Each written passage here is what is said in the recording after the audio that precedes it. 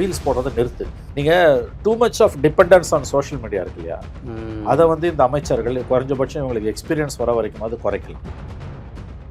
ஏன்னா நீங்கள் அங்கே போய் வளர்றீங்க. கவர்னன்ஸ் பற்றி ஃபஸ்ட் அவங்க தெரிஞ்சுக்க முயற்சி பண்ண, ஃபஸ்ட்டு கவர்னன்ஸை தெரிஞ்சுக்கோங்க, அதுக்கு பிறகு சோஷியல் மீடியாவுக்கு போகலாம். ஆகும்னா சோஷியல் மீடியாவில் போய் நின்றுங்கன்னு.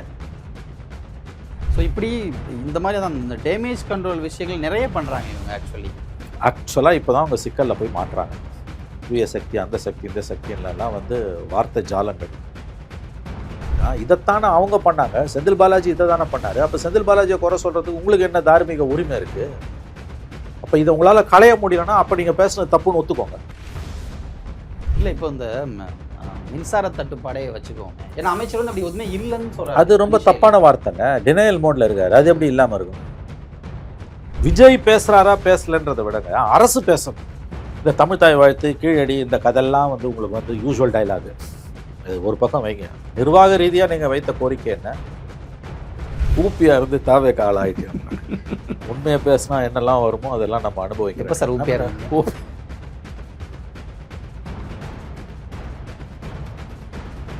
ஃபுல் மூன் சேல் காலை 9 மணியிலிருந்து இரவு 12 மணி வரை மே 31 ஒரு நாள் மட்டும். த டிபேட் நேயர்களுக்கு வணக்கம். மூத்த பத்திரிகையாளர் திரு மணி அவர்கள் நம்முடைய இணைஞ்சிருக்காங்க. பல்வேறு அரசியல் விவகாரங்கள் குறித்து அவர்கிட்ட கேட்டு தெரிஞ்சுக்கலாம். சார் வணக்கம். வணக்கம் மனோஜ். சார், விஜய் அவர்கள் ஆட்சி அமைத்து 20 நாள் தமிழ்நாடே வந்து பரபரப்பாக போய்கிட்டு இருக்கு. ஆட்சி எப்படி இருக்குன்னு நம்ம கேட்கறது கொஞ்சம் ப்ரீமெச்சூராக இருந்தாலும் கூட சோஃபார் இந்த ஆட்சி மக்கள் மத்தியில் எப்படி இருக்குன்னு நீங்கள் நினைக்கிறீங்க? சார், ஒரு 3 மாதமாவது ஹனிமூன் பீரியடு கொடுக்கணும் சார். யூஸ்வலி 6 months, இது ஒரு 3 months கொடுக்கணும். இப்போ என்ன நிலைமைன்னா, எதிர்கட்சிகள் ஆட்சி இழந்த வைத்தறிச்சல்லேருந்து மீண்டு வர முடியாத திமுகவும் அண்ணா திமுகவும் தினம் சிக்கல். அதை விட மீடியா 90% ஆஃப் த மீடியா இன்னமும் திமுக கண்ட்ரோலில் தான் இருக்குது. இவங்க பண்ணுற அலம்பல் இன்னும் பெரிய அலம்பலாக இருக்குது.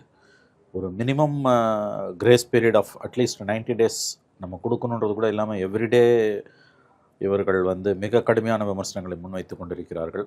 இதெல்லாமே வந்து ஆட்சியாளர்களுக்கு சாதகமாக தான் போகுன்ற புரிதல் இவங்களுக்கு இல்லை. நீங்கள் விடணும், ஆளை விடாமல் இப்படி தொந்தரவு பண்ணிங்கன்னா சிக்கல் தான். அதுவும் புதுசாக வந்திருக்காங்க. எக்ஸப்ட் செங்கோட்டையன், அமைச்சர்கள் எல்லாருமே இன்க்ளூடிங் சீஃப் மினிஸ்டர் விஜய் புதியவர்கள் கொஞ்சமாவது கிரேஸ் டைம் கொடுக்கணும். பட் கொடுக்க மாட்டேன்றாங்க. இது இப்படி பண்ணாங்கன்னா எதிர்மறையாக தான் போய் இது முடியும். திமுகவை பொறுத்த வரைக்கும் தோல்வியிலேருந்து இன்னமும் மீண்டு வரல. தோல்வியை ஏற்றுக்கிற பெருந்தன்மை இன்னமும் திமுகவுக்கு வரல. அதனால தான் ஸ்டாலின் உட்பட அவ்வளவு அனுபவசாலியான 50 ஆண்டுகளுக்கு மேல் பொது வாழ்க்கைக்கு சொந்தக்காரர் தினம் ஒரு பேச்சு பேசிகிட்டு இருக்கார் ஸ்டாலின் அவர்களே. முதல்ல நாங்கள் 6 மாதம் டிஸ்டர்ப் பண்ண மாட்டோன்னாரு. அப்புறம் 6 மாதம் இந்த கவர்மெண்ட்டு கவுந்துருன்றாரு. அப்புறம் நடப்பது திராவிட ஆட்சி தான்றாரு. இப்படி மாற்றி பேசுகிறாங்க. கொஞ்சமாவது இவர்கள் வந்து ஒரு 3 மாத காலங்களாவது வந்து பொறுமை காக்க வேண்டும். இந்த ஓன் இன்ட்ரெஸ்ட் தவறு செய்ய விடுங்க, அப்படியே உங்களுக்கு நல்லது. மாறா நீங்கள் இந்த விமர்சனங்களை வைப்பதன் மூலமாக எதிர்மறையாக அது திரும்பும். கையில் இருக்க மை இன்னும் போல. ஆமாம், எனக்கு போல எனக்கும் போல. அதுக்குள்ளே ஏன் இவ்வளோ புலம்பல்? விடுங்களேன், புதுசாக தானே வந்திருக்காரு. அவருக்கும் மக்கள் ஓட்டு போட்டு தானே 35% மக்கள் ஓட்டு போட்டிருக்காங்க. கொஞ்சம் டைம் கொடுங்கன்றோம். நான் கொடுக்க மாட்டான் அப்படின்னு சொல்லிட்டு இவங்க டெய்லி பிரச்சனை பண்ணிக்கிட்டு இருக்காங்க. இது இவர்களுக்கு எதிர்மறையாகத்தான் போகும், அது இவங்களுக்கு தெரியல. இது இந்த பக்கம். ஆளுங்கட்சியை பொறுத்த வரைக்கும் அவங்க மக்களை எங்கேஜ் பண்ண முதலமைச்சர் மறுக்கிறார். ப்ரெஸ்ஸை பார்க்க மாட்டேன்றார். ப்ரெஸ்ஸை பார்க்கணுன்னு ஒன்றும் சட்டம் கிடையாது. பட் நீங்கள் சிவில் சமூகத்தோடு எப்படி உரையாடுவீங்க? த்ரூ மீடியா தான் உரையாடுவீங்க. அஃப்கோர்ஸ் தொழில்நுட்பம் உங்களுக்கு வந்து சில வாய்ப்புகளை இன்றைக்கி கொடுத்துருக்கு. நேரடியாக மக்களோட பேசுகிறதுக்கு இன்ஸ்டாகிராம் மூலமாக, ட்விட்டர் மூலமாக, யூடியூப் மூலமாக, இன்னும் பிற சாதனங்கள் மூலமாக கொடுத்துருக்கு. பட் மீடியாவை எங்கேஜ் பண்ணாமல் டைரெக்டாக மக்கள்கிட்ட போகிறதுன்றது it's not a healthy democracy. சட்டப்படி தவறு கிடையாது. இப்போ நேற்று கூட டெல்லியிலேருந்து போயிட்டு வரும்போது முந்தா நாள் வந்து கத்துறாங்க. அப்படி கத்தலாம் முடியாது. நீங்கள் you cannot compel a chief minister. அது ரொம்ப தப்பான அணுகுமுறை. Media should not have done it. இது ஒரு லெகசி. நீங்கள் பேசணும். You can compel somebody to talk to media. அது யாராக இருந்தாலும் நீங்கள் வந்து அவங்கள நிர்பந்தித்து மீடியா கிட்ட பேச நீங்கள் சொல்ல முடியாது. You can approach, you can attempt. Even நாங்கள் அவங்க கூப்பிடவும் இல்லை. அது ரெண்டாவது. நான் அவனை கூப்பிடவே இல்லைன்றாங்க. ஸோ மீடியாவை வந்து இன்னும் மெச்சூர்டாக நடந்துக்கலாம் எனக்கு தெரிஞ்சு. நீங்கள் கம்பல் பண்ண முடியாது. அதை தான் இவங்க செய்கிறாங்க. இவங்க வித் அன் அஜெண்டா, லோடட் அஜெண்டாவோட மீடியா ஒர்க் பண்ணுது. இந்த பக்கம் முதலமைச்சர் ஜோசப் விஜயை பொறுத்த வரைக்கும் மீடியா எனக்கு வேணான்னு நினைக்கிறாரு அவர். இதுவும் ஆபத்தான போக்கு, கண்டிப்பாக ஆபத்தான போக்கு. ஒரு தடவை கூட மீடியாவை பார்க்காம கட்சி ஆரம்பித்து 27 மாதங்களில் மிகப்பெரிய சாதனையை புரிந்த ஒரு கட்சி. 2 மிகப்பெரிய கட்சிகளை, தமிழ்நாட்டை 30 ஆண்டுகள் ஆண்ட கட்சியையும் 25 ஆண்டுகள் ஆண்ட கட்சியையும் தனியாக நின்று வீழ்த்தியிருக்காங்க. ஒரே அடியில் வீழ்த்தி ஆட்சியை பிடிச்சிருக்காங்க. மிகப்பெரிய சாதனை. அப்படி இருக்கும்போது மீடியா கிட்ட அவங்க என்கேஜ் பண்ணணும். சரி, இப்போ முதலமைச்சர் பேசலை அப்படின்னா ஈ ஷுட் அசைன்ட் யாராவது ஒருத்தர் அதிகாரப்பூர்வமாக அரசுக்கான செய்தி தொடர்பாளராக யாரையாவது போடணும். மூத்த அமைச்சர்களோ அல்லது நிர்வாக ரீதியான சில முக்கியமான விஷயங்கள்லாம் சீஃப் செக்ரட்டரி அந்த மாதிரி யாராவது, பப்ளிக் செக்ரட்டரி யாரையாவது நீங்கள் வந்து spokes person for the government and for the cabinet, அரசுக்கு மந்திரி யாராவது ஒருத்தர் இருக்கணும். இப்போ மோடி பேசலைங்க, ஆனால் அமித்ஷா பேசுகிறாரு, நிறையா பேசுகிறாரு. நிர்மலா சீதாராமன் பேசுகிறாங்க, ஜெய்சங்கர் பேசுகிறாரு, ராஜ்நாத் சிங் பேசுகிறாரு, பியூஷ் கோயல் பேசுகிறாரு, தர்மேந்திர பிரதான் பேசுகிறாரு, எல்லாரும் பேசுகிறாங்க.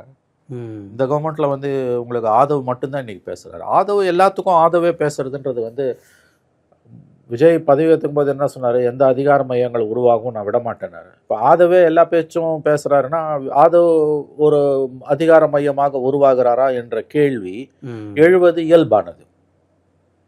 அவர் அதிகார மையம் நான் சொல்லலை, பட் அவர் தான் எல்லாத்தையுமே ஹேண்டில் ஒரு தோற்றம் வரும். ஆதவ் எல்லா கேள்விகளுக்கும் ஆதவ் தான் பதில் சொல்கிறாருன்னா அப்போ ஆதவ் தான் இங்கே பவர் சென்டரான்ற ஒரு சந்தேகம் எழுவது இயல்பானது, அந்த கேள்வி எழுவது இயல்பானது. அப்போ இதெல்லாம் வந்து இந்த கவர்மெண்ட்டுக்கு இப்போ இருக்கக்கூடிய, அதாவது சிம்டம்ஸ்வாங்க, அறிகுறிகள், ஆரோக்கியமற்ற அன்ஹெல்தி சிம்டம்ஸ், இதெல்லாம் பேச மறுப்பது என்பது. அது நீங்கள் பேசாமலே வந்து கட்சியை நடத்தி ஆட்சியும் பிடிச்சிட்டிங்க. மிகப்பெரிய வரலாற்று சாதனை, நினைத்து பார்க்க முடியாத வரலாற்று சாதனையை விஜய் நிகழ்த்தியிருக்கிறார் என்பதில் எந்த சந்தேகமும் யாருக்கும் கிடையாது. திமுக அண்ணா திமுகவை ஒரு சேர தனியாக நின்று வீழ்த்தினதுன்றது. திமுக வந்து கட்சி ஆரம்பித்து 18 வருஷத்தில் வீழ்த்தும் போது எல்லா கட்சிகளையும் கூட்டு சேர்ந்து தான் வீழ்த்தினாங்க, இன்க்ளூடிங் ராஜாஜியோட சுதந்திரா கட்சி, சிபிஎம், எல்லாரையும் சேர்த்து தான் அவங்க வீழ்த்தினாங்க. அதிமுக எம்ஜிஆரும் வந்து சில சிறிய கட்சிகளை சேர்த்து தான் வீழ்த்தினார். புதியதாக ஆட்சிக்கு வந்தவர்கள் அப்படி தான் இருந்திருக்காங்க. ஆனால் தனியாக நின்று வீழ்த்தியது என்பது நினைத்து பார்க்க முடியாத அளப்பரிய சாதனை. பட் இதுக்கு அடுத்த ஸ்டேஜுக்கு போகணும்.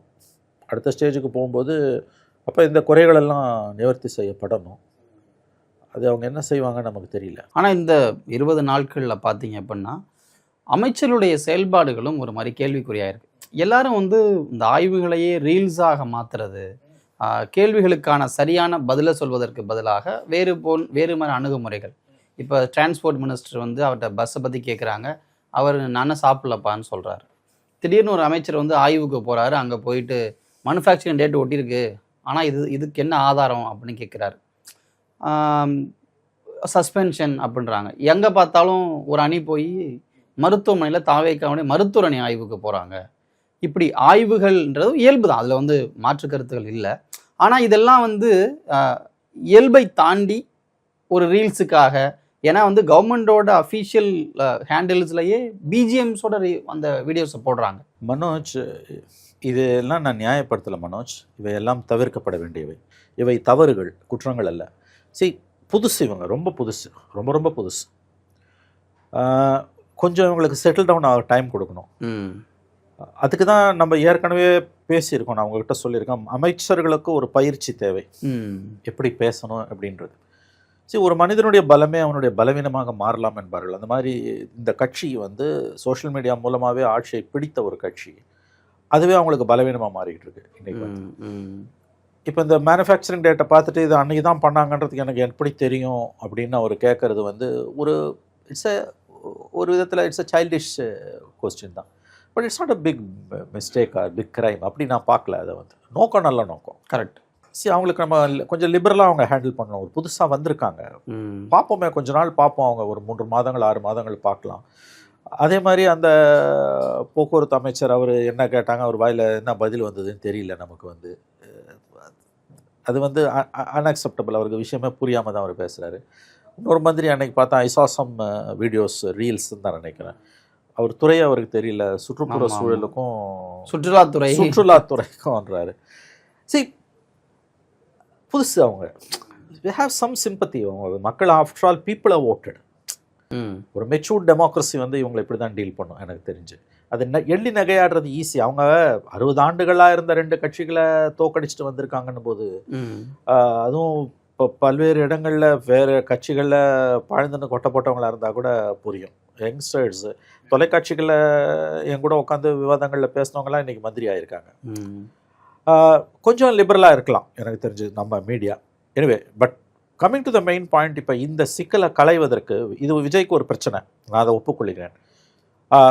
ஏன்னா இது வந்து வாய் தவறி பேசுகிற வார்த்தைகளை தாண்டி அட்மினிஸ்ட்ரேஷனில் இது கண்டிப்பாக தாக்கத்தை ஏற்படுத்தும். நிர்வாகத்தில் அமைச்சர்களுடைய செயல்பாடுகளில் இது தாக்கத்தை ஏற்படுத்தும். வாய் தவறி வளர்றது, ரீல்ஸ் போடுறதெல்லாம் விடுங்க, ஆக்சுவல் ஃபைல் புட்டப் பண்ணுறதில், முடிவுகளை எடுப்பதில், பிரச்சனைகளை தீர்ப்பதில், எல்லாத்துலேயுமே வந்து இன் ஆக்சுவல் கவர்னன்ஸில் வந்து இது அரசுக்கு, முதலமைச்சருக்கு சிக்கல். அதுக்கு தான் நான் என்ன சொல்கிறேன்னு கேட்டிங்கன்னா, இப்போ எம்எல்ஏக்களுக்கு வந்து புதுசாக வர எம்எல்ஏக்களுக்கு வந்து பயிற்சி கொடுப்பாங்க. எல்லா கவர்மெண்ட்லேயுமே நடக்கும். சீனியர் மினிஸ்டர்ஸு, சீனியர் எம்எல்ஏஸு, இதில் அசம்பிளி செக்ரட்டேரியட்டில் இருக்கக்கூடிய அனுபவம் வாய்ந்த செயலர்கள் வந்து அவங்களுக்கு பயிற்சி கொடுப்பாங்க. 2 நாட்கள் 3 நாட்கள் பயிற்சி நடக்கும். எப்படி வந்து ஹவுஸில் வந்து நடந்துக்கணும், விதிமுறைகள், எப்படி கொஸ்டின்ஸை ரைஸ் பண்ணணும், எப்படி வந்து பாயிண்ட் ஆஃப் ஆர்டர் ரைஸ் பண்ணணும், எப்படி வந்து ஒரு துணை கேள்விகள் கேட்கணும், எப்படி வந்து கேள்விகளை வந்து அப்ளை பண்ணணும், விவாதங்களில் மானிய கோரிக்கைகளை எப்படி நடந்துக்கணும், 0 ஹவரில் எப்படி நடந்துக்கணும், இந்த மாதிரி முறையாக பயிற்சி with the help of the assembly rule books பண்ணுவாங்க. அந்த மாதிரி பயிற்சிகள் வந்து எல்லா காலத்துலேயுமே கொடுக்கப்படும். இப்பயும் கொடுப்பாங்கன்னு நான் நம்புகிறேன். எனக்கு தெரியல, I believe it will happen. அந்த மாதிரி இப்போ அடிஷ்னலாக ஒன்று என்ன பண்ணணுன்னா, என்ன கேட்டிங்கன்னா வந்து ஆல் த மினிஸ்டர்ஸ் அவங்களுக்கு ஒரு ரெஃப்ரெஷர் கோர்ஸ் மாதிரி எடுக்கலாம்.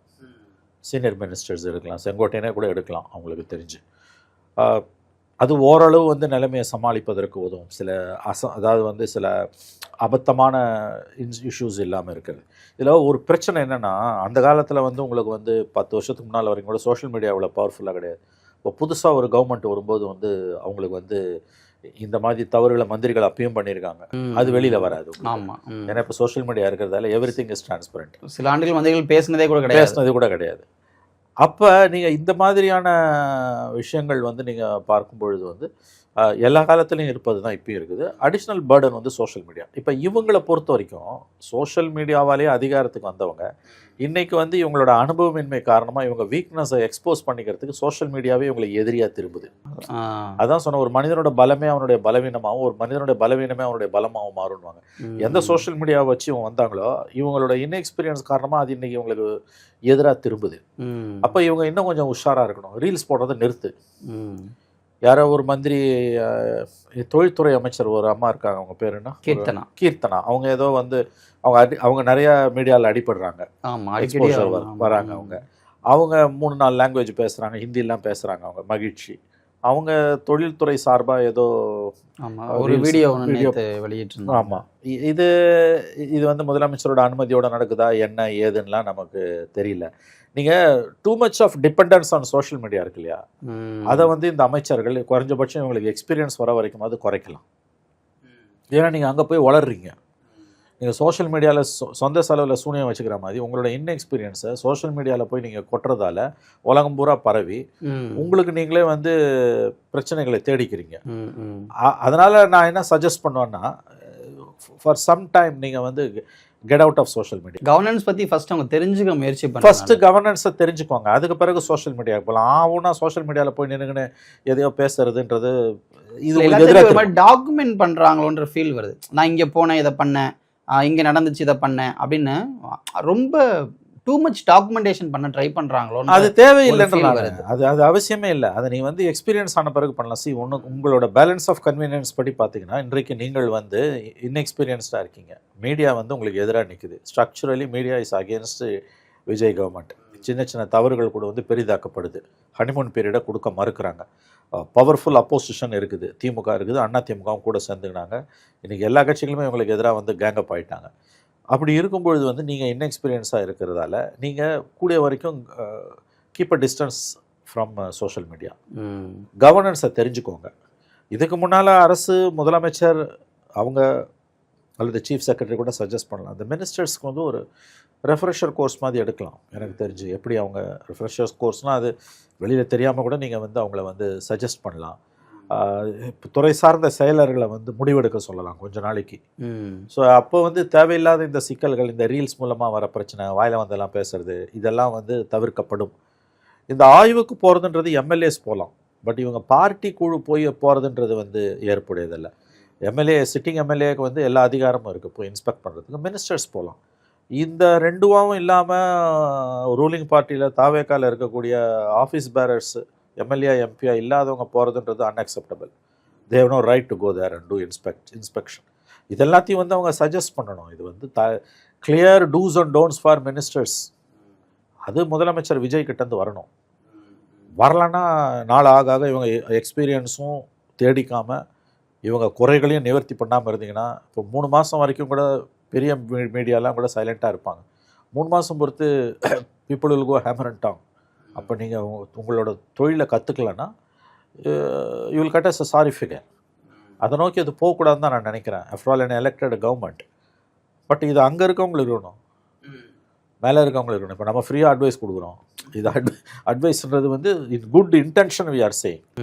ஓட்டு போடாட்டி கூட ஒரு எலெக்டட் கவர்மெண்ட் இருக்குது, ஒரு கிரேஸ் டைம் கொடுங்க அவங்களுக்கு நம்ம சொல்கிறோம். Because basically we are democrats. அடிப்படையில் நாம் ஜனநாயகவாதிகளாக இருப்பதாலையும் ஒரு மிகப்பெரிய வரலாற்று புரட்சியே நடந்திருக்குது.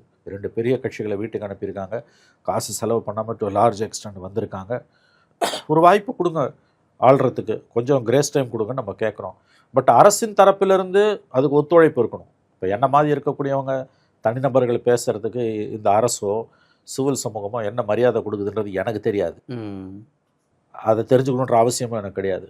With good intention I am speaking. கேட்டால் கேளுங்க, விட்டா விடுங்க, அவ்வளோதான். அவங்க தரப்புலேருந்து ஒத்துழைப்பு இல்லைன்னா கொஞ்ச நாளில் அரசு சந்தி சிரிக்கும். ஏன்னா இப்போ இவங்களே வந்து இந்த பாட்டிலுக்கு 10 ரூபான்னு பேசினாங்க. ஆமாங்க, விஜய பாடினாரு. எஸ். ஆனால் இன்னைக்கு அதுக்கான விளக்கத்தை இவங்களே கொடுக்கவும் ஆரம்பிக்கிறாங்க.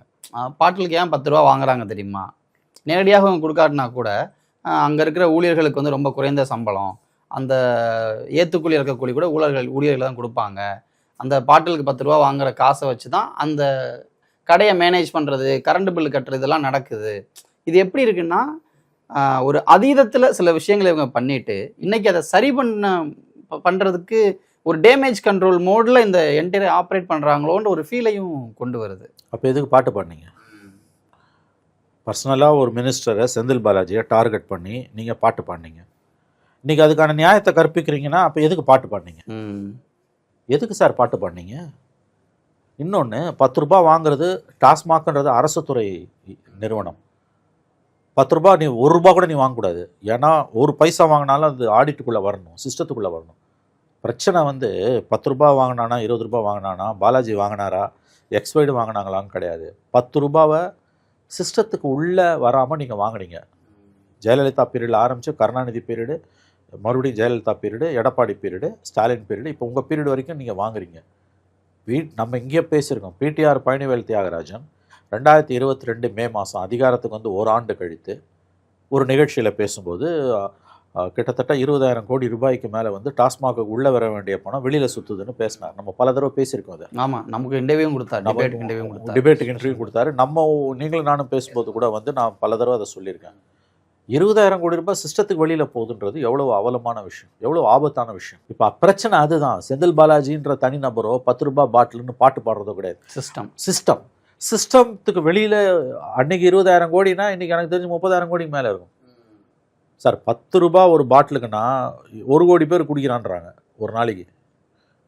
10 கோடி ரூபாய் ஜென்ரேட் ஆகுது கன்சர்வேட்டிவ் எஸ்டிமேட்டில். ஒரு மாதத்துக்கு 300 கோடி ரூபாய், ஆண்டுக்கு 3,600 கோடி ரூபாய், 3,000 கோடினே வைங்க ரஃபா. 5 ஆண்டுகளுக்கு 15,000 கோடி ரூபாய் எங்கே போச்சு? யார் பாக்கெட்டுக்கு போச்சு? இதுதான் சிக்கல். செய்கூலி இல்லை, நாங்கள் ஏற்றி இறக்குறவனுக்கு காசு கொடுக்கணும், 10 ரூபாய் வாங்குறேன்னு அப்சல்யூட் நான்சென்ஸ். சிஸ்டத்துக்குள்ளே வர வேண்டிய பணத்தை நீ வெளியில் எங்கே எவன் பாக்கெட்டுக்கு போகுதுன்னு தெரியாமல் அதை நியாயப்படுத்தி இந்த தாவேகா மந்திரிங்க பேசுகிறாங்க. அப்படின்னா இதைத்தானே அவங்க பண்ணாங்க. செந்தில் பாலாஜி இதை தானே பண்ணார். அப்போ செந்தில் பாலாஜியை குறை சொல்கிறதுக்கு உங்களுக்கு என்ன தார்மீக உரிமை இருக்குது? அப்போ இதை உங்களால் களைய முடியலன்னா அப்போ நீங்கள் பேசுனது தப்புன்னு ஒத்துக்கோங்க. அவ்வளோ பெரிய சார்ஜை வச்சது இல்லையா, நாங்கள் இப்போ தான் உண்மையாக புரிஞ்சுக்கிச்சுன்னு ஒத்துக்கோங்க. எங்களுக்கு இப்போ தாங்க உண்மை புரியுதுன்னு அந்த நேர்மையாவது உங்களுக்கு இருக்கணும் இல்லையா? ஏன்னா நீங்கள் அவ்வளோ பெரிய சார்ஜை செந்தில் பாலாஜி மேலே வைக்கிறீங்க. செந்தில் பாலாஜி நல்லவரா கெட்டவரான்றது கிடையாது இப்போ பிரச்சனை. அவர் மேலே நீங்கள் அப்படி ஒரு சார்ஜை வைக்கிறீங்கன்னா அப்போ அதையே நீங்கள் செய்கிறீங்கன்னா அவரை சொல்கிறதுக்கு உங்களுக்கு என்ன தார்மீக உரிமை இருக்குது? இதில் அப்போ இஷ்யூ என்னன்னு கேட்டிங்கன்னா, ஒரு நாளைக்கு 10 கோடி ரூபாய் பெர் டே 10 கோடி ரூபாய் சிஸ்டத்துக்குள்ளே வராமல் வெளியில் போகுது. அதில் இந்த செய்கூலி சேதாரம் எல்லாம் போனாலும் குறைஞ்சது ஒரு 5 ரூபாவாது 4 ரூபாவாது எங்கேயோ போகுது. அது யாருக்கு போகுது? 15,000 கோடி ரூபாய் ஒரு 5 வருஷத்தில் ஆண்டுக்கு 3,000 கோடி ரூபாய் சிஸ்டத்துக்குள்ளே வராமல் வெளியில் போகுது. செய்கூலி சேதாரம் போனாலும் 1000 கோடி ரூபாய் போகுது. எங்கே போகுது? ஆக்சுவலி சார் இவங்க என்ன பண்ணுறாங்கன்னா அந்த டாஸ்மாகில் ஒப்பந்த ஊழியர்களாக எடுத்து வச்சுக்கிறாங்க. சம்பளம் ரொம்ப குறைவு. ஸோ கேரளா மாதிரியான ஸ்டேட்ஸ்லலாம் இது ஒரு ஒரு பயங்கர க்ளீன் சிஸ்டமாக இருக்குது. அதாவது 1 ரூபா கூட வந்து சிஸ்டத்துக்கு வெளியில் போகல. ஆமாம், கரெக்டு. அதுக்கு என்னென்ன காரணம் இருக்குன்றதை கண்டுபிடிச்சி அதெல்லாம் சரி பண்ணியிருக்காங்க. ஆக்சுவலி இப்படிலாம் நடந்தால் இதில் ஒரு ஊழல் வர வாய்ப்பு இருக்குது அப்படின்றத கண்டுபிடிச்சி அதுக்கு ப்ராப்பரான பில்லிங் பண்ணுறது வந்து நம்ம ஊரில் வரைக்கும் பில்லே தர்றதில்ல சார். ஆமாம், அப்போ அங்கே பில்லிங் ரொம்ப பெரிய அநியாயங்க. எனக்கு ஒரு விஷயம் புரியல, சிஏஜி ஏன் இதை விட்டான்னு புரியல. சிஏஜி ஆடிட் வரும்பொழுது அவங்க ரேண்டமாக ஏதாவது 2 துறைகள் எடுப்பாங்க. ஏன் இதை இவ்வளோ நாளில் சிஏஜி விட்டு வச்சுருக்கான்னு தெரியல. And this is for ages. 2003 Jayalalithaa nationalise பண்ணதுலேருந்து இந்த 23 வருஷத்தில் மாறி மாறி டிஎம்கே ஏடிஎம்கே இப்போ தாவேகா வந்து அதில் விடிவு காலம் இல்லை. இது வந்து ஃபவுண்டனட் ஆஃப் கரப்ஷன், பொலிட்டிக்கல் கரப்ஷன். அவங்க பீரியடில் தெரியும் திமுக அண்ணா திமுகவில் யார் ஃபேமிலிக்கு போச்சுன்னு. இப்போ யார் ஃபேமிலிக்கு போகுது? ஏன்னா இப்போ வந்து இதை வந்து ஐ திங்க் யார் பொலிட்டிக்கல் பார்ட்டிஸ் எல்லாருமே இந்த பக்கம் அந்த பக்கம்னு இருக்காங்க. அறப்போர் இயக்கம் மாதிரியான இஷ்யூ அவங்க தான் இதை அவங்கள மாதிரி இருக்கவங்க தான் கையில் எடுக்கணும். ஏன்னா இட்ஸ் வந்து ரொம்ப பிரேசன் ஓப்பன் கரப்ஷன். இது ஒளிவு மறைவே கிடையாது. 10 கோடி ரூபாய் பர் டே ஜெனரேட் ஆகுறது எங்கே போகுது? இந்த சம்பளம் கொடுக்குறா இந்த கதெல்லாம் இருக்கட்டும், அதெல்லாம் போக ஒரு 10 கோடி ரூபாயில் ஒரு 40% 4 கோடி ரூபாவது ஒரு நாளைக்கு ஜென்ரேட் ஆகுது. ஒரு நாளைக்கு 4 கோடி ரூபாய்னா மாதத்துக்கு 120 கோடி ரூபாய். 100 கோடினே வை, ஆண்டுக்கு 1200 கோடி ரூபாய் எங்கே போகுது? யார் பேக்கெட்டுக்கு போகுது? இந்தியாவில் எந்த மாநிலத்திலுமே இந்த அட்டூழியம் இல்லைன்றாங்க. சிஸ்டத்துக்குள்ளே வரும் அந்த பணம். ஸோ இப்படி இந்த மாதிரி தான் இந்த டேமேஜ் கண்ட்ரோல் விஷயங்கள் நிறைய பண்ணுறாங்க இவங்க. ஆக்சுவலாக இப்போ தான் அவங்க சிக்கலில் போய் மாட்டுறாங்க. தூய சக்தி, அந்த சக்தி, இந்த சக்தின்லாம் வந்து வார்த்தை ஜாலங்கள். நிர்வாகத்துக்குள்ளே போகும்போது தான் அது எவ்வளோ கடினமான விஷயன்றது உங்களுக்கு தெரியும். பேசுகிறது ஈஸி. அதுவும் தமிழ்நாடு மாதிரியான ஒரு ஹை க்ரோத் ஓரியன்ட் ஸ்டேட் அங்கே வந்து ஜென்ரேட் ஆகுது. உங்களுக்கு வந்து கரப்ஷன் இருக்குன்னா அங்கே க்ரோத் இருக்குன்னு அர்த்தம். கேரளா விட நம்மளோட க்ரோத் மாடல் அதிகம். உங்களுக்கு வந்து பீகாரை விட அதிகம், யூபியை விட அதிகம். So it's like Maharashtra, Telangana, Karnataka, தமிழ்நாடுலாம் வந்து கரப்ஷன் அதிகமாக இருக்குது. குஜராத் கரப்ஷன் அதிகமாக இருக்கக்கூடிய ஸ்டேட்ஸ். ஏன்னா க்ரோத் அதிகமாக இருக்குது. So corruption itself is one of the problems of development. Development இல்லைன்னா கரப்ஷன் கிடையாது. அப்போ வளர்ச்சியில் வர பிரச்சனை இது. ஆனால் மாற்றம் பெரிய அளவில் இந்த ஃபினான்ஷியல் லூட்டில் பச்சையாக சொன்னால் இருக்குன்னு எனக்கு நம்பிக்கை இல்லை. Business as usual. Jayalalithaa period, Karunanidhi period, Jayalalithaa period, Edappadi period, Stalin period, Vijay period. Loot அன்அபேட்டட்னு தான் எனக்கு தோணுது. தடுப்பு அணை இல்லாமல் ஊழல் வெள்ளமாய் பாய்ந்தோடுவது தொடரும்னு தோணுது. ஓப்பனாக சொன்னான், தடுப்பணை இல்லாமல் ஊழல் வெள்ளம் பாய்ந்தோடுவது தொடரும். அதில் எந்த மாற்றமும் இருக்காதுன்னு தான் எனக்கு தோணுது. ஏன்னா நீங்கள் சிஸ்டத்தை மாற்றுறதை பற்றி உங்களுக்கு கவலை இல்லை. நீங்கள் இண்டிவிஜுவல்ஸை அதிகபட்சம் இண்டிவிஜுவல்ஸை தான் நீங்கள் மாற்றுவீங்க. இண்டிவிஜுவலை மாற்றுறதால எதுவும் மாறப்போகிறது கிடையாது. உண்மையிலே இந்த கவர்மெண்ட் வந்து மிகப்பெரிய சீர்திருத்தங்களை செய்யணும்னு நினச்சதுன்னா முதல்ல சீரமைக்க வேண்டிய துறை என்ன கேட்டிங்கன்னா டாஸ்மாக் தான். அந்த பணத்தை சிஸ்டத்துக்குள்ளே கொண்டு வாங்க. சிஸ்டத்துக்குள்ளே கொண்டு வந்தால் இவங்க கவர்மெண்ட்டில் இருப்பாங்களான்றது அது ஒரு சிக்கல்.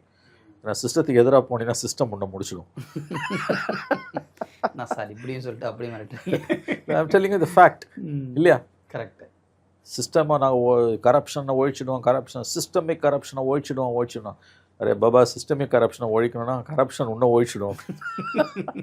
இல்லை, இப்போ இந்த மின்சார தட்டுப்பாடே வச்சுக்கோமே, ஒரு விஷயமாக அது எமர்ஜ் ஆகுது. அதை வந்து நம்ம அதில் இருக்கக்கூடிய விஷயங்களை சொல்கிறதுன்றது ஒரு வகை.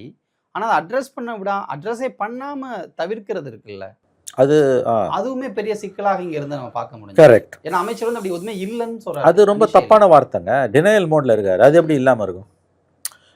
இப்போ அங்கே தட்டுப்பாடு இங்கே தட்டுப்பாடுன்றது ஏதோ சாபட்டாஜ் பண்ணுறாங்க, தீவிரம் பண்ணுறான்லாம் கூட நீங்கள் சொல்கிறதுலாம் வந்து டெம்பரரி ஆன்சராக தான் இருக்குமே ஒழிய பெர்மனெண்ட்டாக வந்து இஷ்யூ அட்ரஸ் பண்ணுறதுக்கு உங்களுக்கு தயார் நிலையில் நீங்கள் இல்லை என்பதோட அர்த்தம் தான் அது. அதுவும் வந்து சம்மரில் வந்து பீக்கில் போகும் உங்களுக்கு வந்து. இப்போ அவர் என்ன சொல்றாரு, டேங்கடோவோட கடன் வந்து 3 லட்சம் கோடின்னு ஒரு ஃபிகரை சொல்றாரு. இது எல்லா கவர்மெண்ட் வரும்போது இருந்தது தான் அவங்களுக்கு வந்து. இப்போ ஜூலையில் வந்து இது வந்து ரெகுலேட்டரி கமிஷன் வந்து 6% போன வருஷம் ஏற்றலாம். இந்த தடவை எவ்வளோ ஏற்ற போகிறான்னு தெரியல. ஐ திங்க் இந்த தடவை 6% தான் இருக்கும். லாஸ்ட் டைம் வந்து ஹவுஸ் ஹோல்டுக்கானதை வந்து கவர்மெண்ட் அப்சர்வ் பண்ணிக்கிச்சு. இந்த தடவை நீ பண்ண முடியாது, உங்கள்கிட்ட துட்டு கிடையாது. இல்லைன்னு சொல்லிட்டாங்க அவங்களே. யாரு பணம் இல்லைன்ட்டான். தாவேக்காவே இல்லைன்னு சொல்லிட்டாங்களே, நாங்கள் கஜானாவே காலி, கஜானா காலின்ட்டாங்க. மின் கட்டணம் உயராது நிர்மல்குமார் சொல்றாரு. நீ எப்படி சொல்ல முடியும்? மின் கட்டணம் இல்லைங்க, மின் கட்டணம் உயரும்னு சொல்றதுக்கான அதிகாரமே நிர்மல்குமாருக்கு கிடையாது. நிர்மல்குமார், செந்தில் பாலாஜி, சங்கம் தென்னரசு, யார் மந்திரியா இருந்தாலுமே மின் கட்டணம் உயரும்னு சொல்ற அதிகாரமே உங்களுக்கு கிடையாது. அதை அவன் பண்றான். நீங்க என்ன பண்ணலாம், அதிகபட்சம் ஹவுஸ் ஹோல்டுக்கானதை நாங்கள் ஏத்துக்கிறோம்னு சொல்லலாம். அது போன வருஷம் ஏற்றுக்கிட்டீங்க சார். ஏன்னா இந்த வருஷம் எலெக்ஷன், இப்போ அடுத்த எலெக்ஷன் பார்லிமெண்ட் எலெக்ஷன் 3 வருஷம் போதும். எங்கேருந்து உங்களுக்கு வந்து காசு இருக்குது, எப்படி அப்படி ஏற்றி தான் ஆகணும். ஆல்ரெடி சிறு குறு தொழில்களுக்கு போன வருஷமே வந்து ஸ்டாலின் வந்து அதை ஏற்றுக்கல. அவர் ஒன்லி ஹவுஸ் ஹோல்டுக்கு தான் ஏற்றுக்கினாரு, ஏன்னா எலெக்ஷன் வருதுன்னு. பட் 24ல் ஏற்றினாரு, ஏன்னா எலெக்ஷன் பார்லிமெண்ட் எலெக்ஷன் 40 சீட் ஜெயிச்சிட்டாங்க. அப்போ இப்போ இந்த மாதிரியான ஆக்சுவல் ப்ராப்ளம். அடுத்த மாதம் பட்ஜெட்டு இதோ முடிஞ்சு போச்சுமே, ஃபஸ்ட்டு பட்ஜெட்டு என்ன பண்ண போகிறீங்க? பட்ஜெட்டில் வந்து நீங்கள் கண்ட மேனிக்கு நீங்கள் வந்து வாக்குறுதிகளை கொடுத்துட்டீங்க. அதை நிறைவேற்றுறதுக்கான நிதி ஆதாரங்கள் குறித்த டைரக்ஷன் வந்து உங்கள் பட்ஜெட்டில் இருக்கணும், அலோகேஷன் இருக்கணும். அதிலே தெரிஞ்சுக்கலாம் நீங்கள் என்ன பண்ண போகிறீங்க, என்ன பண்ணலைன்னு. அப்போ பல பிரச்சனைகள் இருக்குது. இதில் எதை பற்றி யாருக்கிட்ட கேள்வி கேட்குறது? நிதியமைச்சரே டக்குனு ஒரே வார்த்தை மாற்றிட்டாங்க. நிதியமைச்சரை மாற்றிட்டீங்க. சரி, இப்போ நேற்றைக்கு வந்து முதலமைச்சர் போய் பிரதமரை பார்த்தப்ப தலைமைச் செயலாளர் அந்த மீட்டிங்கில் இருந்தாரா இல்லையா? அவர் கூட போன மாதிரி நான் பார்க்கல. தமிழ்நாடு ஹவுஸில் அவர் வரவேற்கிறாரு. ஆமாம், அது ஓகேங்க. பட் எல்லா meeting of the chief minister with prime minister especially வந்து முதல் முறை பதவியேற்ற போகும்போது சீஃப் செக்ரட்டரி கூட இருப்பார். இறையன்பு அவர்கள் வந்து 2021 ஸ்டாலின் முதலமைச்சராக பொறுப்பேற்று போகும்போது கொரோனா பீக்கில் இருக்கும்போது இறையன்பு அக்கம்பெனி ஆனார். விஷுவல்ஸ்லாம் கூட இருக்குது. மறுநாள் மீடியாவில் ரிப்போர்ட் ஆச்சு. ஏன்னா சீஃப் மினிஸ்டர்ஸ் வந்து பிரைம் மினிஸ்டர் வந்து யூஸ்வலி வந்து நிர்வாக ரீதியிலான விஷயங்களை, அதுவும் இந்த பிரைம் மினிஸ்டர் சீஃப் செக்ரட்டரி மூலமாக சொல்கிறது தான் கேட்பார். Unlike other prime ministers. மோடியோட வே ஆஃப் ஃபங்க்ஷனிங், அதிகாரிகள் எனக்கு சொன்னதை நான் சொல்கிறேன். நான் அதிகாரிகள் எனக்கு சொன்னது என்னென்னா வந்து ஜென்ரலி பிரைம் மினிஸ்டர்ஸ் வந்து ஒவ்வொரு பிரைம் மினிஸ்டரும் ஒவ்வொரு மாதிரி இருந்தாலும் இந்த பிரைம் மினிஸ்டரை பொறுத்த வரைக்கும் அவர் இந்த மாதிரியான ஒரு மீட்டிங் இருக்குன்னா அதிகாரிகள் சொல்கிறத வந்து அதை தான் அவர் அதிகமாக விரும்புவார். பிஎம்ஓலேருந்து வந்து சொல்லிவிடுவாங்க, இந்த மாதிரி வந்து நீங்கள் வரீங்கன்னா நீங்கள் அவங்க ஒரு ப்ரெசன்டேஷன் கொடுக்கணும். Only prime minister and chief minister and இவங்க தான் போவாங்க, சீஃப் செக்ரட்டரி தான் போவாங்க. அது சீஃப் செக்ரட்டரி போகிறாங்கன்னா முதல் நாளே நீங்கள் லிஸ்ட்டு கொடுக்கணும். பப்ளிக் செக்ரட்டரியில் நாட் அலவுடு. நீங்கள் பிஎம்ஓக்கு போனீங்கன்னா அவங்க மொபைலெல்லாம் கூட வந்து அங்கே முன்னால் கொடுத்துடணும். ஒன்லி வித் தட் ஃபைல் தான் வந்து ஒரு காரில் அவங்க சீஃப் செக்ரட்டரி மட்டும் கூப்பிட்டு போவாங்க. பிரைம் மினிஸ்டர்கிட்ட நீங்கள் எக்ஸ்பிளைன் பண்ணணும் இது எல்லாத்தையுமே. இந்த முறை அதுக்கு பிறகு வந்து அவங்க வெளியில் வந்து சொல்லுவாங்க. அதாவது வந்து விஜய் பேசுகிறாரா பேசலன்றதை விடங்க அரசு பேசணும். ஈவன் இந்த ப்ரெஸ் ரிலீஸ்லேயே அது ப்ராப்பராக இல்லை. ஒரு ப்ரெஸ் ரிலீஸை ஸ்டேட் கவர்மெண்ட் கொடுக்குது. பிரதமரை வந்து முதலமைச்சர் சந்தித்ததில் என்ன இது பண்ணாங்க, இந்த தமிழ் தாய் வாழ்த்து, கீழடி, இந்த கதெல்லாம் வந்து உங்களுக்கு வந்து யூஸ்வல் டைலாகு. அது ஒரு பக்கம் வைங்க. நிர்வாக ரீதியாக நீங்கள் வைத்த கோரிக்கை என்ன, முதலமைச்சருடன் யார் கூட இருந்தாங்க, அதுக்கு அரசின் மத்திய அரசாங்கத்தோட பதில் என்ன, எதுவுமே இல்லையாங்க. இப்போ நம்ம இவ்வளோ விஷயம் பேசணும் இல்லையா, இதுக்கு ஸ்டேட் கவர்மெண்ட்டோட ரியாக்ஷன் என்ன? இப்போ அவங்க அன்றைக்கி போய் பார்த்தப்போ வந்து இறையன்பு போய் பார்த்தப்போ வந்து நிதி ஆதாரங்களை தாண்டி வேக்சினேஷன் அதிகமாக வேணும்னு கேட்டாங்க. அவங்க கொடுக்குறேன்னு சொன்னாங்க. அதுக்கு பிறகு வந்து அவங்க வந்து பிரசிடெண்ட்டு, வைஸ் பிரசிடெண்ட்டு, ராஜ்நாத் சிங்கு, அவங்க இவங்க பேருன்னா அப்போ இருந்த நிதின் கட்கரி எல்லாரையும் பார்த்து சொன்னாங்க. ஆக்சுவலாக அது ஒரு முக்கியமான ஒரு விஷயம். ஜோதி பஸ்லாம் இருக்கும்போது செயலர்கள் வரைக்கும் போய் பார்ப்பாங்க. இப்போ எந்த விதமான தகவலுமே வந்து இப்போ மக்களுக்கு தெரிவிக்கப்படலை.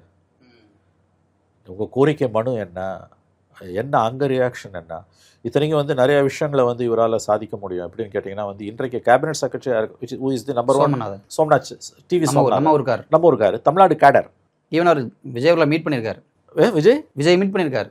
தமிழ்நாடு ஹவுஸ் வந்து மீட் பண்ணிட்டு போயிருக்காரு. நம்ம கேடர் அவர், தமிழ்நாடு கேடர். இப்போ in fact people say that Tamil Nadu இந்த எலெக்ஷன் வந்து ஹங் அசம்பிளின்னு கண்டினியூஸாக 3 months சொல்லிட்டு இருக்கவர் டிவி சோமநாதன் சொல்கிறேன். மீடியா கூட ரிப்போர்ட் பண்ணிச்சு. அது வந்து இப்போ அந்த மாதிரியான அதிகாரிகள் இருக்கும்போது நீங்கள் சாதிப்பதற்கான வாய்ப்புகளும் அதிகம். தமிழ்நாடு கேடராக இருக்கும்போது ஸ்டாலின் கவர்மெண்ட்டில் வந்து நிறைய விஷயங்கள் உங்களுக்கு அரசியல் ரீதியாக முரண்பாடு இருந்தாலும் நிர்வாக ரீதியில் திமுகவால் ஓட்ட முடிஞ்சது காரணம் திமுகவோட அனுபவம் ஒரு பக்கம் நிர்வாக ரீதியாக. இன்னொன்று வந்து 2 அதிகாரிகள் திமுகவுக்கு வந்து ரொம்ப யூஸ்ஃபுல்லாக இருந்தாங்க. ஒன்று டிவி சோமநாதன், இன்னொன்று principal secretary to prime minister Shaktikanta Das, RBI governor, Tamil Nadu cadre. அப்போ பாசிட்டிவிட்டிஸ் இருக்குது. இந்த அரசு அதை எந்த அளவுக்கு பயன்படுத்தலை அப்படின்றது தான் இப்போ நமக்கு. நீங்கள் பெருசாக பாருங்கன்னா அவர் பார்க்காட்டியும் யாராவது பார்த்துருக்கலாம் இல்லையா? என்ன கோரிக்கை வச்சிங்க, அவங்க என்ன சொன்னாங்க, உங்கள் ப்ரியாரிட்டிஸ் என்ன? மத்திய அரசுக்கிட்ட நீங்கள் எதெல்லாம் முதல்ல எதை கேட்குறீங்க, 2வது எதை கேட்குறீங்க, 3வது எதை கேட்குறீங்க? இல்லை, யூஸ்வலி கவர்மெண்ட் ப்ரெஸ் ரிலீஸ் நம்ம படிக்கும்போது வந்துகிட்டே இருக்கும். ஆமாம், 2-3 பக்கங்கள் நம்ம அதுவும் பிரைம் மினிஸ்டர்லாம் பார்க்கும்போது ஒரு புக்லெட் மாதிரி தான் நமக்கு கிடைக்கும். இப்போ கலைஞர் ஸ்டாலின் போய் பார்த்தப்ப நம்முடைய இறை அனுபவங்கள்லாம் போனப்போ வந்து நீங்கள் சொன்ன மாதிரி வந்து தொடர்ந்து வந்துக்கிட்டே இருந்தது ப்ரெஸ் ரிலீஸ்.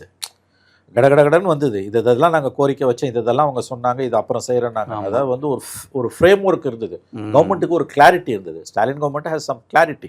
இது இத்தனைக்கும் ரொம்ப கொடுமையான பீரியட் அது, கொரோனா பீக், செகண்ட் வேவ். தெளிவாக ஒரு விஷ் லிஸ்ட் இருந்தது. கரெக்ட். எதுவுமே இல்லையே, இவ எங்கே போய் அடிச்சுக்கிறது? இது ஒரு ஷார்ட் அண்ட் ஸ்வீட் கண்டென்ட் சொல்கிற மாதிரி ஒரு ரீல் போடுறதுக்கான கண்டென்ட்டாக மட்டும்தான் இருந்துச்சு ஒரு பக்கத்துக்குள்ளே. இல்லை, இட்ஸ் வெரி சேட். இது வந்து அரசின் குறை. But I still say that let them have some honeymoon ஒரு 3 மாதமாவது. பட் அதுக்குள்ளே அவங்க திருந்தலைன்றது இல்லை, அது எதில் மாற்றணுன்றதையும் நிறைய பேர் முரண்படுறாங்க சார். ஓகே, அதாவது ஓகே, இப்போ வந்து ஒரு லார்டாக வந்திருக்காங்க, அவங்களுக்கு அந்த டிபார்ட்மெண்ட் பற்றின புரிதல் வர கொஞ்சம் டைம் எடுக்கும், அப்போ ஓகே கொடுக்கலாம். ஆனால் ஒரு பிரைம் மினிஸ்டரை மீட் பண்ண போகும் பொழுது நீங்கள் யாரோட போவீங்கன்னு இருக்குல்ல, சீஃப் செக்ரட்டரி போனாரா போலேன்னு தெரியலங்க. அவர் போகும்போது அவங்க சீஃப் செக்ரட்டரி இயல்பாகவே தெரியும். ஒரு பிரைம் மினிஸ்டர் போகும்போது இதெல்லாம் நம்ம லிஸ்ட் அவுட் பண்ணிட்டு போகணும். எப்படி பேசணும், என்ன மாதிரியான ஒரு கோரிக்கை மனுவை கொடுக்கணும், அதில் எதை நம்ம ஊடகங்களுக்கு கொடுக்கணும், இது எல்லாமே ஒரு எப்படி சொல்ல ஒரு எஸ்ஓபி இருக்கும் அதுக்கு. கரெக்ட், இப்படிதான். ஸோ இந்த மாதிரி விஷயங்கள்ல கூட இவங்க தடுமாறுறாங்கன்றதான் நிறைய பேர் பாயிண்ட் அவுட் பண்றதா. நான் ஒத்துக்கிறேங்க, இது சிக்கல் தாங்க. நான் வந்து வக்காலத்து வாங்கலை, தயவு செஞ்சு அதை புரிஞ்சுக்கோங்க. My only assumption is that see பபா திஸ் இஸ் நியூ கவர்மெண்ட். ஒரு பெரிய ஒரு மாற்றம், ஒரு nothing short of a revolution has taken place. 2 ஜாம்பவான்களை வீழ்த்திட்டு வந்திருக்காங்க. ஸோ கொஞ்சம் why can't we give some லெவரேஜ்னு தான் நான் சொல்கிறேனே ஒழிய நீங்கள் சொல்கிற பாயிண்ட்டை நான் மறுக்கல. These are all danger signals. இந்த அரசு இந்த 20 நாள் செயல்பாடுகளில் ரொம்ப அலார்மிங்காக இருக்கக்கூடிய சில அறிகுறிகள்னால் இதுதான். நான் அதை ஒத்துக்கிறேன். அதாவது இதை நீங்கள் சரி பண்ணலன்னா வரும் நாட்கள் உங்களுக்கு கடினமானவையாக மாறும். After all chief secretary is the backbone of the government. அவர் தான் எக்ஸ்பிளைன் பண்ணுவார். டைரெக்டாக பேசுகிறது பொலிட்டிக்கல் டாக்காக தான் இருக்கும். பிரைம் மினிஸ்டரும் சீஃப் மினிஸ்டரும் பேசுகிறது, டைரெக்டாக பேசுகிறதுன்றது it could be only a political talk. அது உங்களுக்கு வந்து ஃபார் எக்ஸாம்பிள் வாஜ்பாயும் கருணாநிதியும் பேசுகிறாங்க அப்படின்னா வந்து with an interpreter they will speak. அது மாறன் இருப்பார். அப்போ அது கூட அவுட் சைடர்ஸ் யாரும் கிடையாது. அப்போ ஆஃபீஸர்ஸ் வெளியில் வெயிட் பண்ணுவாங்க. பட் அது வேறு. அந்த கண்டிஷன்லாம் இப்போ கிடையாது. உங்களுக்கு வந்து இங்கே வந்து நீங்கள் பர்சனலாக பேசுகிறதுக்கு எதுவுமே கிடையாது எனக்கு தெரிஞ்சு. ஒரு டயமெட்ரிக்கலி இன் ஆப்போசிட் பொலிட்டிக்கல் கேம்ப்ஸ். காங்கிரஸ் ஆதரவோடு தான் இந்த கவர்மெண்ட் நிற்குது. அப்படி இருக்கும்போது வந்து நீங்கள் காங்கிரஸ் விட்டு வந்துருங்கலாம் மோடி ஒன்றும் சொல்ல போகிறது கிடையாது, அவசியமும் கிடையாது. அது இப்போ அதுக்கான தேவையும் அவங்களுக்கு கிடையாது. அவங்க ரேடாரில் தமிழ்நாடு இல்லவே இல்லை. அப்போ பேச வேண்டியது நிர்வாக ரீதியிலான விஷயங்கள் தான். சீஃப் செக்ரட்டரி அந்த மீட்டிங்கில் இருந்தாரா இல்லையான்ற தகவலே நமக்கு இல்லை. ஏங்க அவர் இருந்தாரா இல்லையான்னு நான் யாரை கேட்டு தெரிஞ்சுக்கிறது? நான் என்ன சொல்ல மீடியாவை?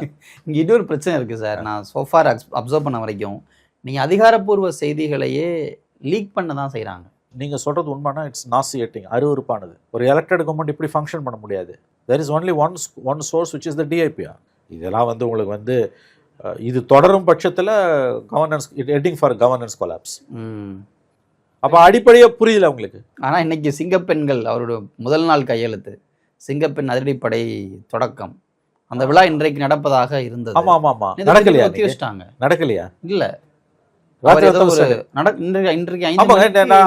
இன்னைக்கு தொடங்கிடுச்சுன்னு நினைச்சேன் நான். இல்லை, அவர் வந்து தன்னுடைய மேனேஜருடைய ஏதோ ஒரு குடும்ப விழாவுக்கு போயிருக்காரு, அதனால இது நடக்கலைன்னு சொல்கிறாங்க. ஆனால் குடும்ப விழாக்கு போனது உண்மை, இந்த விழா ரத்தானதும் உண்மை. இது ரெண்டும் இப்போ சேர்ந்து அதனால தானான்ற பேச்சு வந்திருக்கு. மேபி அந்த ஒரு நிர்வாக ரீதியில் தள்ளி வச்சிருக்கலாம். இந்த இடத்துல லெவரேஜ் கொடுங்கன்றா. மேபி புது டிஜிக்காக வெயிட் பண்ணலாம். இன்றைக்கி தான் புது டிஜி இப்போ போட்டிருக்காங்க, மகேஷ் குமார் அகர்வால். ஆனால் அந்த படைக்கான தலைவரை போட்டாங்க ஆல்ரெடி. அவங்க போட்டாங்க. பட் இப்படி ஒரு ஃபங்க்ஷன் நடக்கும்போது டிஜி இருக்கணும் இல்லையா?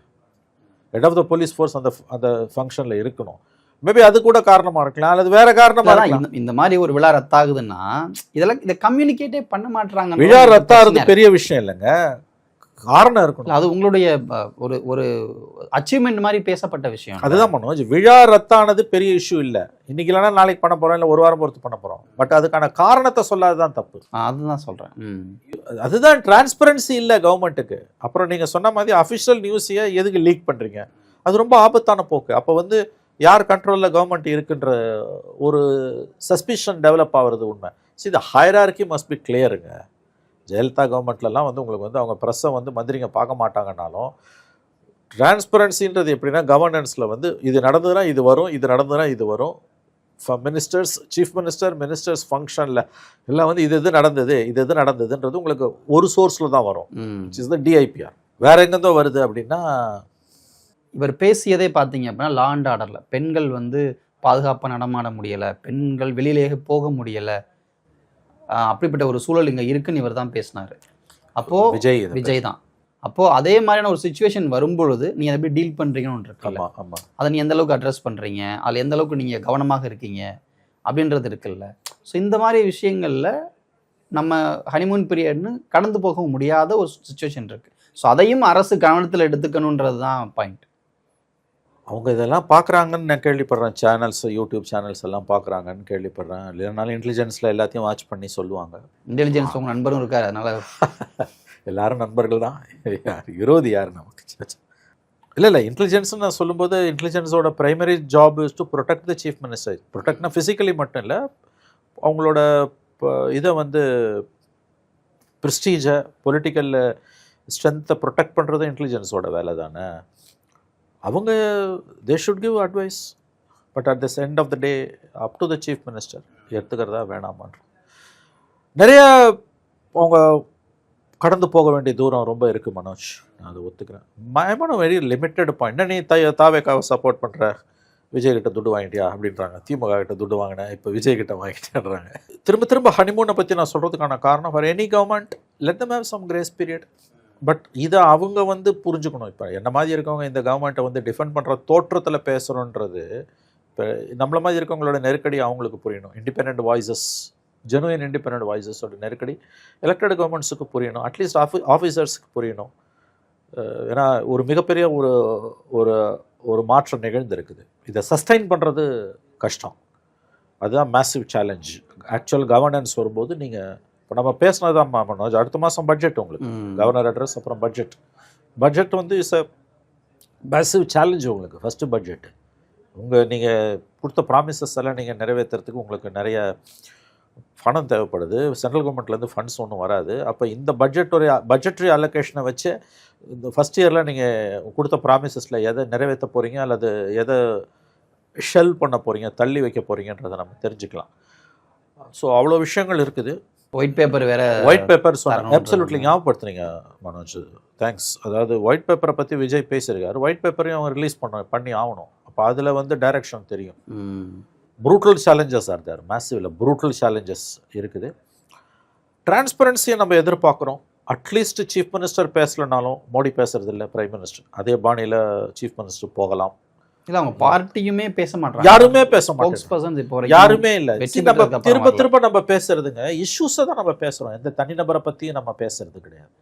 We always talk only about issues.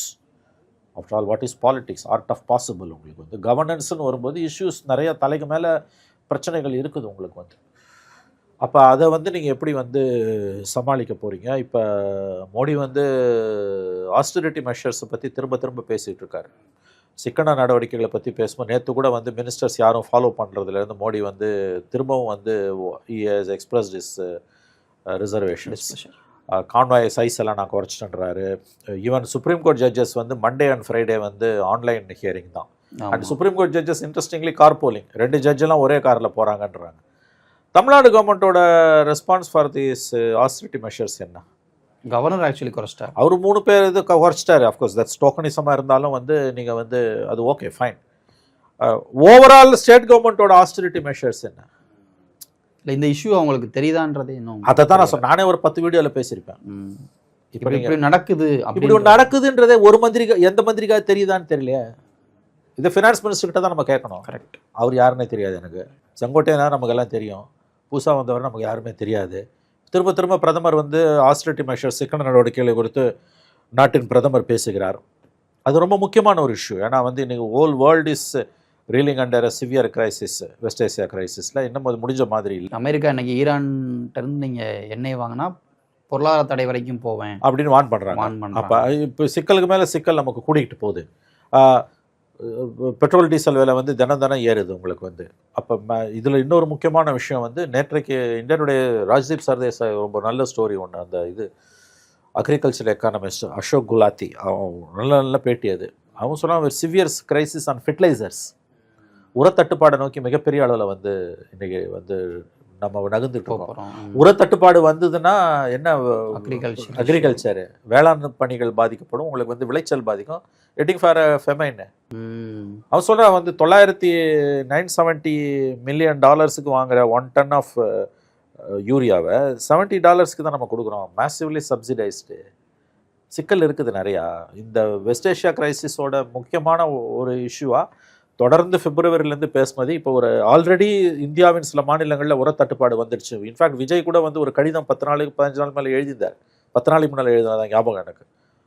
இப்போ உரத்தட்டுப்பாடு வருதுன்னா அதை தடுக்கிறதுக்கு என்ன செய்ய போகிறீங்க? இவ்வளோ விஷயம் இருக்குது. அது வேளாண் பட்ஜெட்டு, வேளாண் பணிகள், அக்ரிகல்ச்சருக்கு தனி பட்ஜெட் இருக்கக்கூடிய ஒரு ஸ்டேட். இவ்வளோ இஷ்யூ இருக்குது. அரசு தான் பேசணும். அரசு பேசலைன்னா சிக்கல் தான். கண்டிப்பாக அதை பேசுவாங்கன்னு நம்புவோம். உங்கள் நேரத்துக்கும் கருத்துக்களுக்கும் நன்றி. நன்றி மனோஜ். நன்றி.